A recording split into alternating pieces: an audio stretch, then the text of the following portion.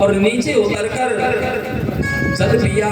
जल पीने के बाद सोचा, बोले क्यों ना अपने घोड़े को भी जल पिला दूं। और जब घोड़े को जल पिलाना चाहा तो बुजुर्ग लोग बताते हैं कि उस रहट में एक कीली लगी रहती थी। बुजुर्गों ने देखी होगी, बोले रहट में एक कीली लगी रहती थी और जैसे ही रहट घूम करके आती तो उस कीली की वजह से उस रहट में खट्ट की आवाज होती। और जैसे ही खट्ट की आवाज हुई वो घोड़ा अपना मुख ऊपर उठा लेता। घोड़ा जैसे ही जल से मुख लगाता, खट्ट की आवाज होती, घोड़ा अपने मुख को उठा लेता। बार बार ऐसा हुआ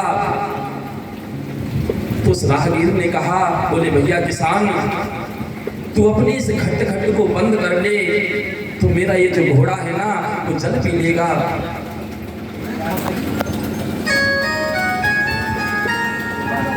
आज किसान ने उस रहट को बंद किया तो देखा कि उससे जल आना बंद हो गया। राहगीर ने फिर कहा, बोले भैया ये जल नहीं आ रहा।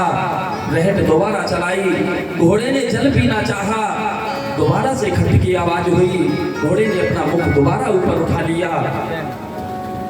और जब बार बार ऐसा हुआ तो आज उस किसान ने उस राहगीर से कहा, बोले भैया अगर तुझे घोड़े को जल पिलाना है तो इसे खट खट में पिला दे। क्यों?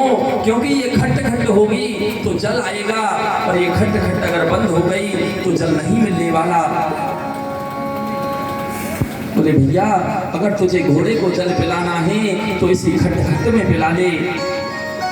तो कहने का भाव है प्यारे, अगर तुम ये सोचो बोले शांति मिलने पर भजन करेंगे तो शांति नहीं मिलेगी। अरे प्यारे, परिवार की इसी खट खट में रहकर अगर तुम्हें भजन करना हो तो इसी खट खट में रह करके कर लो। परिवार को पागल बनाकर